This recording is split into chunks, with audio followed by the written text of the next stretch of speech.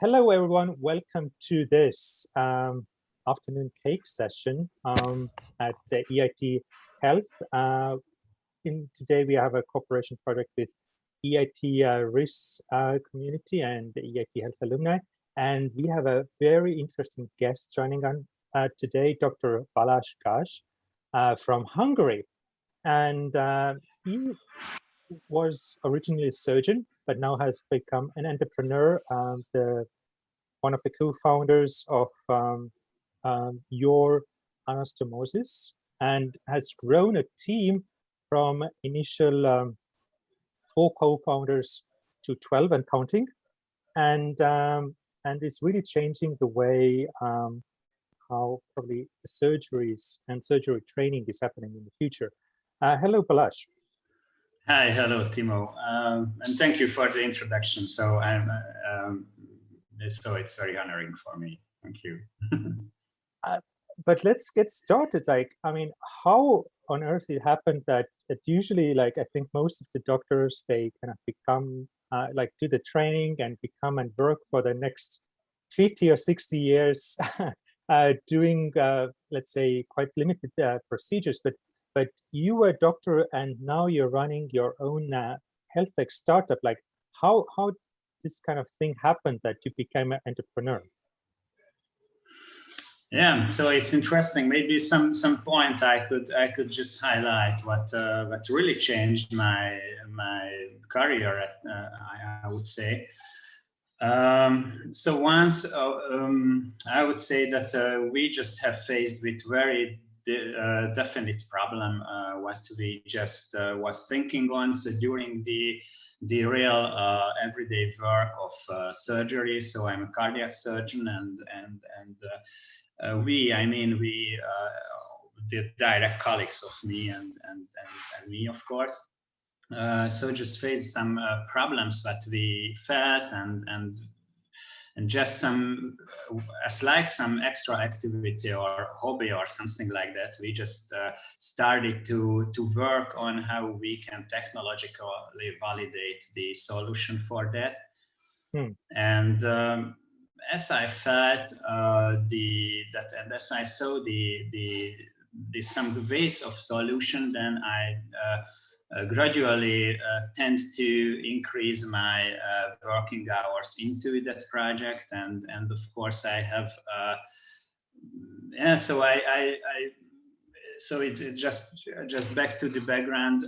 So I really started with research work, so after the university, and also it gave me some implications, just how to make a research project and be insightful enough to see novel problems maybe, and it remains also in the clinical. So during the clinical work and I just had a hobby with 3D technologies and modeling and making some calculations from different structures from image modalities of the patient.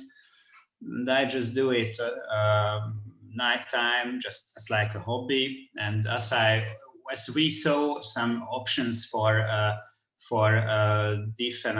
definite a problem, and we saw the solution, then we just decided to work full-time on it. That sounds great. And maybe just to give a essential understanding to our readers or watchers in our channel watching this interview, what is exactly that you are doing at your startup, that how you are changing the healthcare, that how those 3D models and surgery all blends together, and what is your value proposition for Thank the, you for the very industry? much. So briefly, we work on giving some direct and clinically relevant feedback for all of the trainers and surgical experts, even during hands-on training, what they do physically during training, what does it mean for the potential clinical outcomes. And I just took it into the background. What was the solution? What we were working on? We just have seen that we do every day the similar work almost. So just operating patients and doing sutures on vessels. Of course, cardiac surgeon, vascular surgeon do many times per day. Yeah, continuously this kind of work, but we have so limited information about the quality of the work and how we can represent it and how we can maybe interpret what you do during the surgery, how you make the sutures side by side, what has the better or worse outcome. So we had very limited information on that. And one side, as I mentioned, I worked on university and I just stayed there as an instructor or teacher or something like that, just teaching surgeons and medical students. So one side we had this problem so at the training and during the education and also at the clinical field, because as I mentioned, we do the work, we do the vessel sutures, and we can't say anything about the quality at the time of the surgery, just decades after we see the patients. And of course, we can't interconnect these two informations. And how we can interconnect the information, that was what we started to work on. Well, that sounds really exciting in a way that I think, let's say, when people are trained using your solution, those surgeons should be so much better. And I think at least I would feel confident, that is like fully trained surgeon on your model, that they know that the clinical outcomes on my operation or any of in our audience watching us today or in a replay, that they know that, these surgeons really know the feedback and way more trained rather than making these trial and error operations that historically surgeons used to do through, I would say, decades of training. Definitely. So thank you. Actually, it's the vision, so what we see and also believe in, and how we could just work on, and what is we, of course, the team, but is dedicatedly work on that. And it's a bit answer to your very first question. So why I changed my career to be an entrepreneur. And it's not just because to be an entrepreneur or some independency or something like that.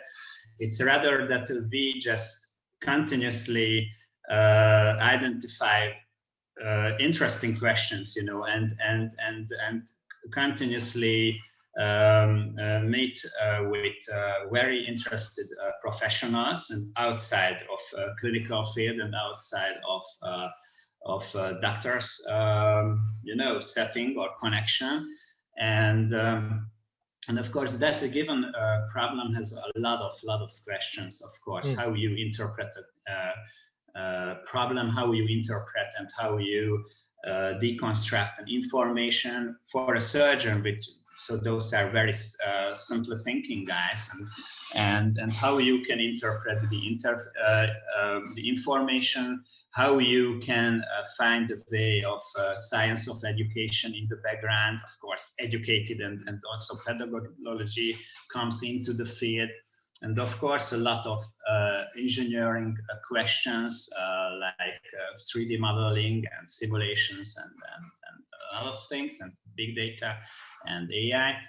And so those points, of course, means inputs for me, of course, and for every single member of the team.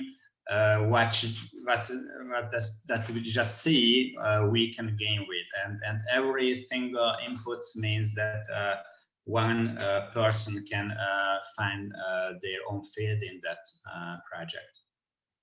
You mentioned the team quite a few times, and we have a question coming from the audience right now. it's just like, how did you manage to put your team together? I think like lots of people maybe watching, they are finishing their master's and doctorate studies, have been doing the research and often alone.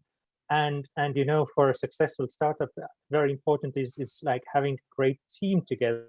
So how did you find really your team members, like the initial, I think you had like 3 co-founders besides you. How did you manage to kind of put the, like all of you together, and how you also have managed to expand your team now to, I think you're like 3 or 4 times bigger than when you initially started?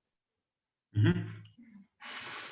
I think the hardest and most effortful work is that actually, of course, the co-founders, we just had from the beginning, we had just you know, that vision and wish to solve that problem technologically, and also from business kind of validation, and how we try to gain. Of course, I can't say any too clever things for that, but mostly I just have the gut feeling.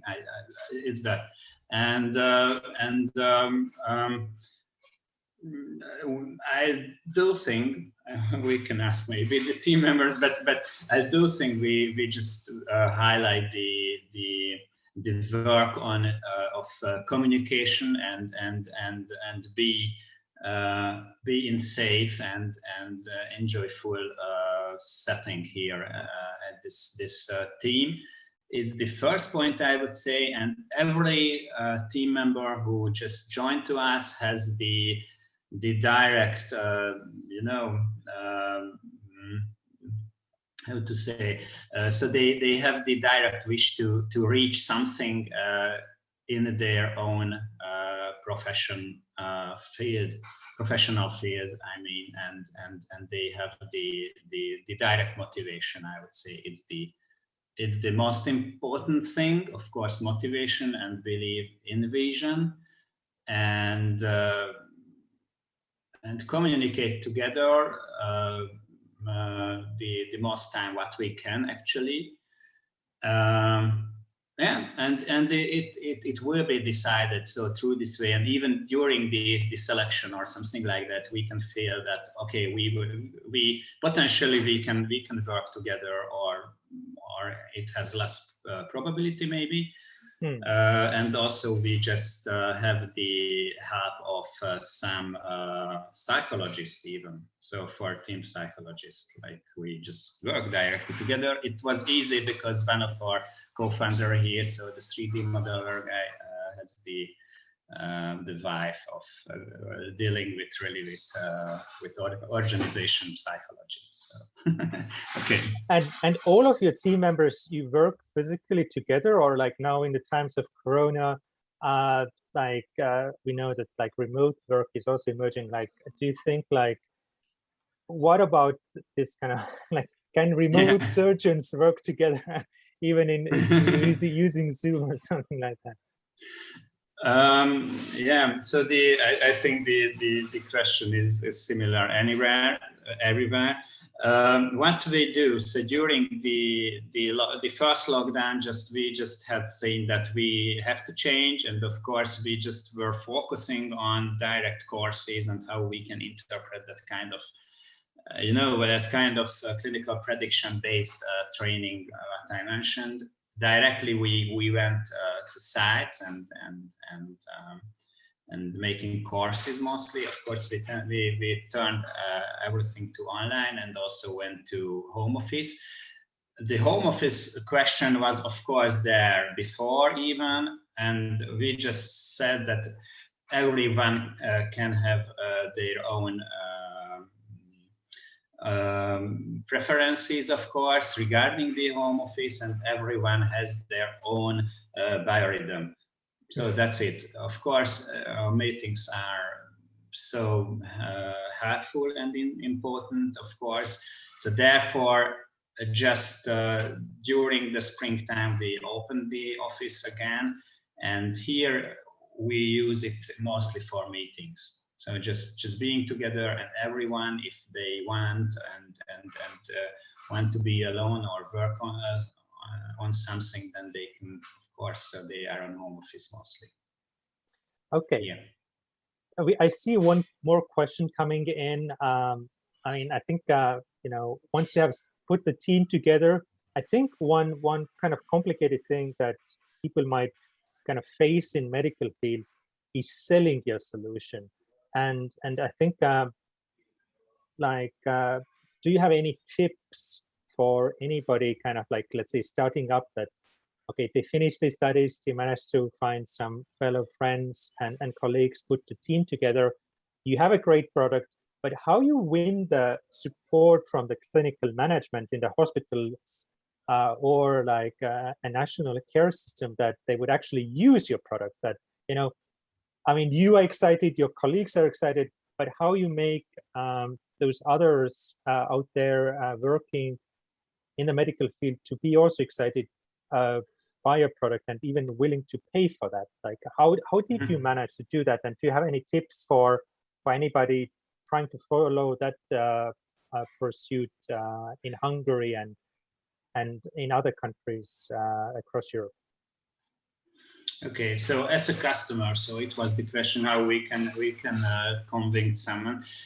So firstly, we just, of course, we just facing on professional interest mostly. So of course we are colleagues, so not just me. So a couple of guys are doctors even here, and now what I see. So then we have the very interesting kind of the salespersons say that it's a very interesting kind of communication. How we just start to convince each other and or post questions, but it's really based on professional interest. And of course, as I had this kind of frustration, so they also have that potentially. So that's why we can find a way. And of course, what we had to gain with, and it's a clear thing. So it's my and even many other team members' limitations that.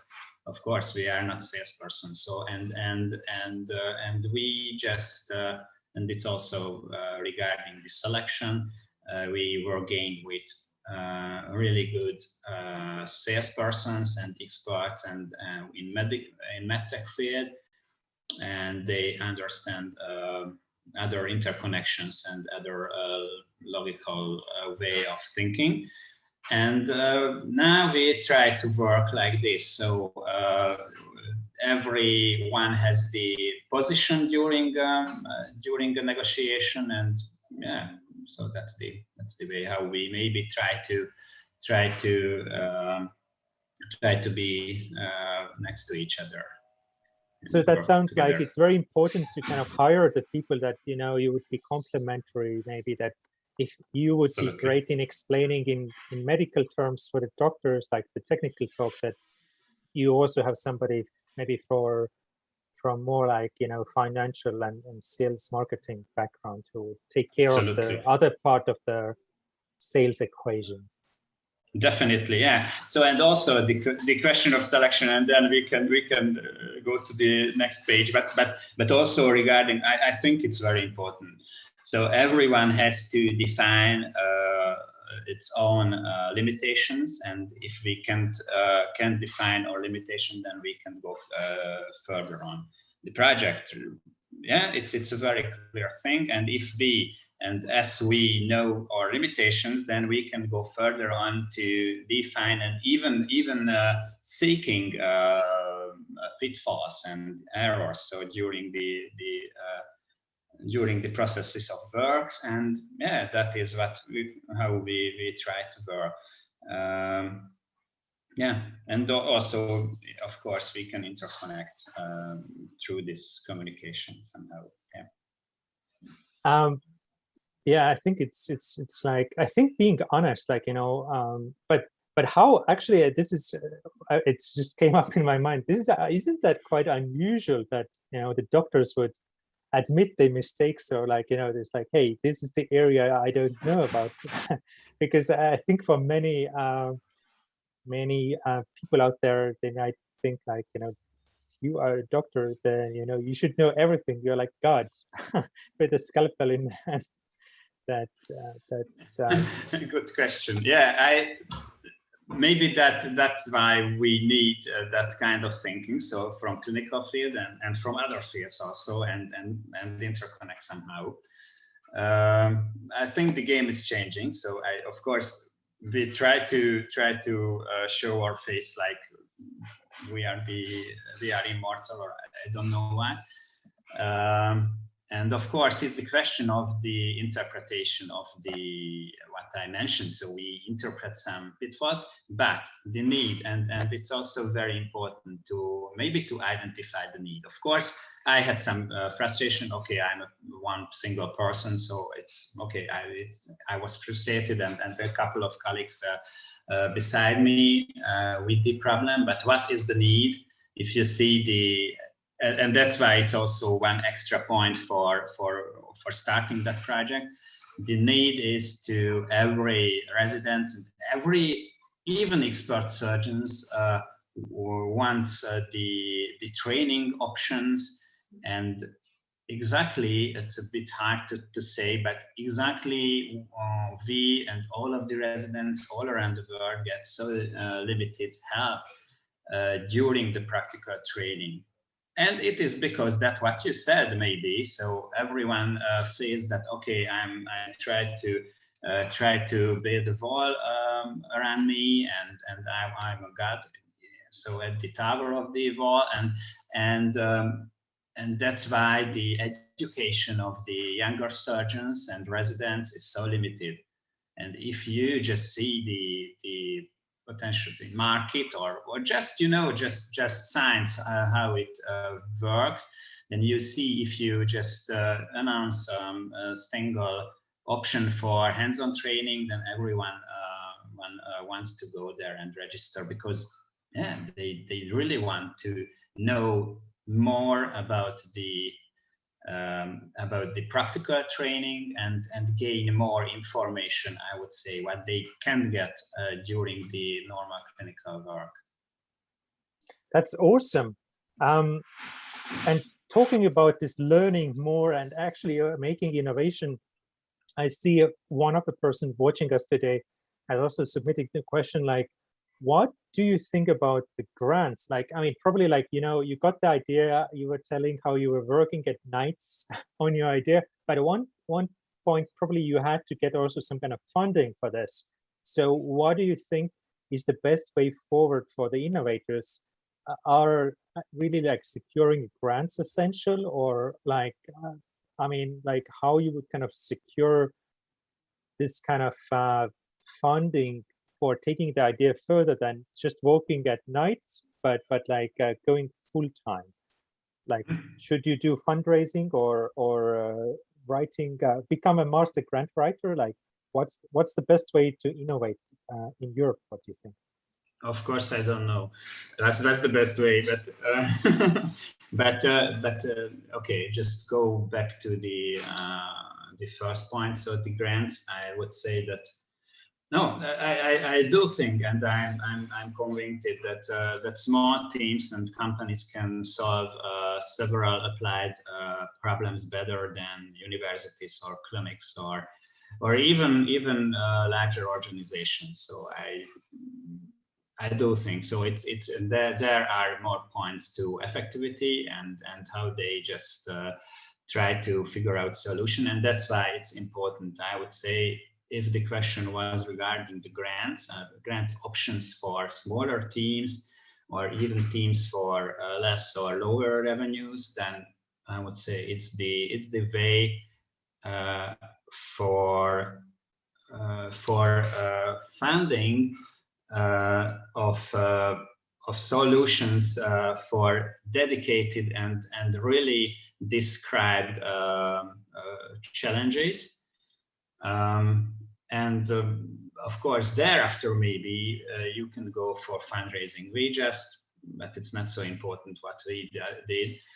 And also, it's not the best example, I guess. But we have just fundraised for the very first time, starting from pre-seed level, and of course we learned a lot. From starting from the negotiations and also the all of the terms of that kind of fundraising agreements.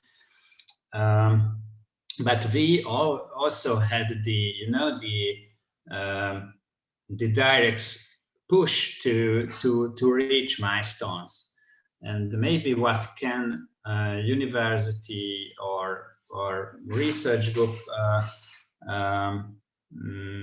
why could they be a bit less effective? It's somewhat that, so it's they have maybe less push on it. And for larger organizations, I would say that the innovative, the trialing, the research or development kind of thinking is less a bit.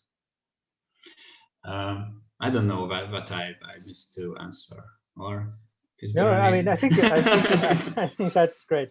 One of the funny questions also, this is a cake session, and when one of the people watching us today is asking, like, what's your favorite cake, and what is your suggestion if people want to stay healthy and keep their hearts working, that they don't need a cardiac surgery? What is the cakes they should eat with afternoon tea time? Yeah, okay. Yeah, it's a how to say, of course, the sweeteners and sugar, it's not the way what I could say that it's healthy. And I'm also not the biggest expert in that field. My favorite cake, it's some cakes that contain some dough and sour cream. Sour cream with some, how to say, the fruits. So that's that's my favorite one, I would say. What was the other question or other part of the question? Well, I mean, I understand it was like in a way that what cake would I mean, I think people understand that now. Like, if you want to innovate like Balazs and put the team together, have a sour cream cake with some fruits this summer, and hopefully you will get the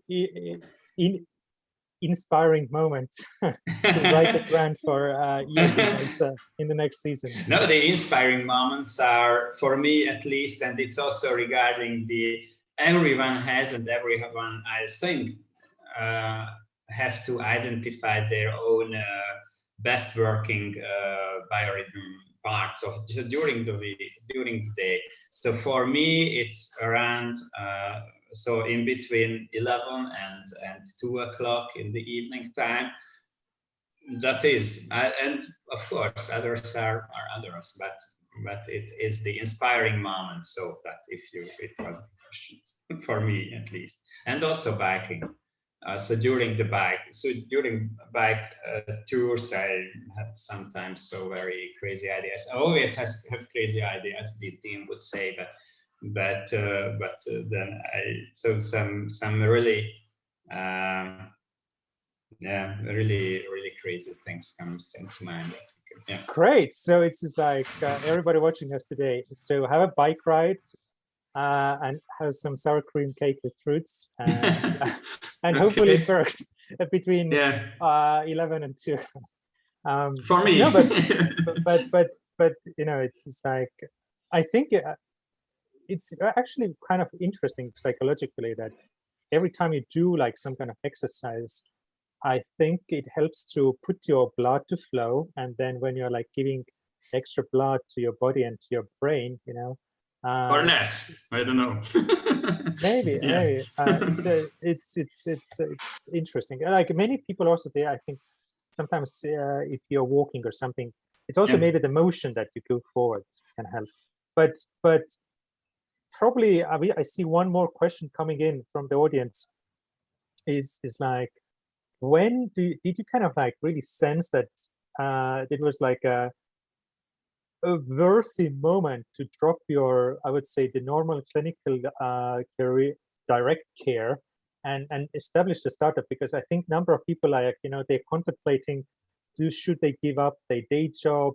I mean, it's like exciting to work at night, but you have to have this kind of safety net of having also some monthly salary. like, when did you really feel, or what do you think, how should people kind of recognize that moment where they should say to the boss that, sorry, I will do my own company and I pay myself, rather than keep on working on full time for as a clinical researcher or like a doctor in a setting, and really give up let's say the classical medical career. It's interesting. So then, just coming back to the previous question a bit and interconnected to those. So of course, exercises you mentioned, it can be inspiring, and also I would say so a normal work of physician on especially maybe surgeons. So it's also an exercise like activity, and of course you directly see every day, every second, the potential problems that you can maybe solve and think on that. And if you have a direct focused solution, then you can understand it a bit more in more detail every second. So it's the maybe the highest impact what one healthcare professional has now, and also the biggest need, the healthcare professional validation or understanding. And once you can decide, I would say I won't say you need to decide, but of course you have to make a decision. And of course, for me, it's a characteristic moment when I saw that I could see some vessel structure in that way what I haven't seen already, and I just understood that I have so many questions that I couldn't solve during the practice, and then I decided, and of course, but the what happens maybe with most of the persons, I just guessed, that you tend to have the feeling that you can't, or you make this your work as like an everyday work. Of course, as I mentioned, the questions arising every second. And of course, it's dependent on individual who caused it a frustration. So for me, I just have seen that if I continue that work in that institution where I were, then I would do it for the next 20 years, and of course I won't be better, and I won't be worse. And I would standardize my procedures like that, and I could do it on that way. And of course, I can learn some novel things or making novel procedures. But of course, it's highly independent of me, and it's not my decision, and even not my chairman's decision. And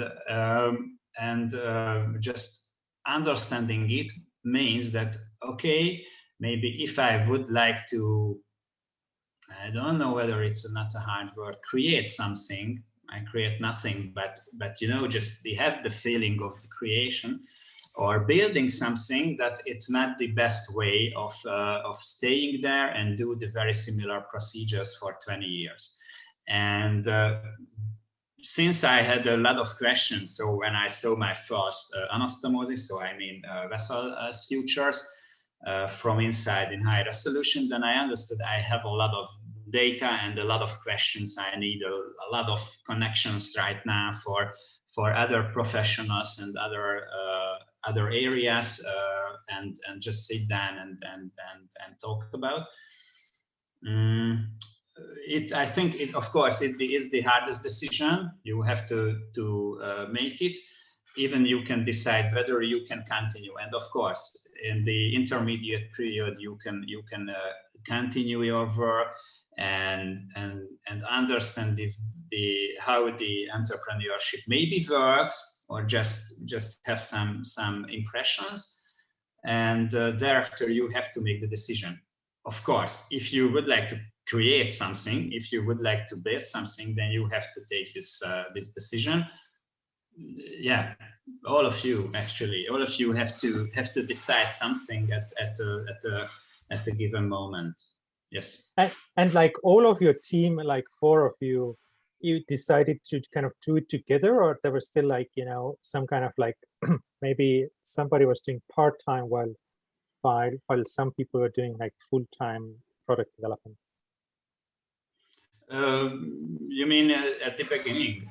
Yes, yeah. that you took the plunge. I mean, the plunge you were just like, you know, describing that, you know, one time you feel, and then you understood that, you know, you can't do that stuff for 20 years, and you decided to do it on your own. Like, but I think did your full team manage to kind of, let's say, this is like, they decided like, hey, this is like 1st of July. we all leave the job and start developing this startup. Yeah, so it's a good question. Of course, it's not it doesn't happen like this. So it didn't happen like this. So, but and I would say I'm brave enough for make those kind of decisions. I'm not that guy. So that, but of course, I decided that I would like to deal and more with that and engage more in that project, and also the co-founders at their own profession. And since we saw that, of course, it's more or less validated, and also it has a need and the market potentially. So then we just started to find funds for that, and of course, what decided everything when we just get the first positive answer for investors. And then we just had to decide that, okay, we have to focus in full time almost. Yeah. That's so great. Yeah. Yeah, I think hearing that also from the investors like give the confidence that, hey, you know, we can. Of course, it makes a characteristic moment. So then they can decide. Of course, the question is, what is your time management regarding your other working hours, maybe. But I think an investor really focusing on the team itself and on the vision itself, and of course we made the promise that, okay, we can focus on that. And it made a big, so we made the push for that, of course, for all of the project, and everyone had to decide, and who couldn't decide, and they could work partial time or even leave us actually, and we who really believed in that vision, so then we could work on that with the new funds. Awesome. There is however, one more question I see coming up from the audience. Mm-hmm. Is that it's great to take the plunge and everything, and it seems in your case there is a very good like team spirit. But do you have any tips for maybe some entrepreneurs who are like starting out there in clinical setting, and maybe like did even you maybe have moments where you would felt yourself lonely in your innovation? Like how to kind of overcome those moments of loneliness in this entrepreneurial journey? Always you are lonely, and never you are lonely, I would say. I mentioned you have to make a decision. You guys, for the audience, I would say. So of course you have to decide whether you want to build something. If you would like to build something, then you start to be informated enough in your project, of course, and now you at least from the perspective of clinics, a new door opens for you regarding connections. You just really can find fantastic persons and from other professionals and who see problems differently, and you just have the feeling that ooh, okay, so I'm not just speaking with doctors, so it's sometimes it's perfect to fail. And thereafter I'm sure you will find a lot of persons who are really interested, a lot of persons who are really seeking for something like creation. And of course, the probability is very few. When you find your co-founders, if it's that was the question. So of course, just imagine the population, so 10 persons, 15 persons of the populations have more tendency for innovate something, or more so put more effort in that field. And just finding that kind of person, so it's very few probability, but you can find. And I think for you who just are thinking on that, you have two main facts what you can deal with, and you have to deal with, I would say, because once the project itself, what you have in your mind, the idea itself, because you came from the professional field and you just identified the direct problem, it's really interested for mostly for everyone. And secondly, and it is the biggest advantage, that it is validated, at least by you and your colleagues. So that given department needs that solution, at least. And if someone would just start from outside, I have an imagination for a clinic, it would be great for deal with, then it's a less validated solution. But what comes from inside, and then you have to do the decision, you have more advantages because it's validated.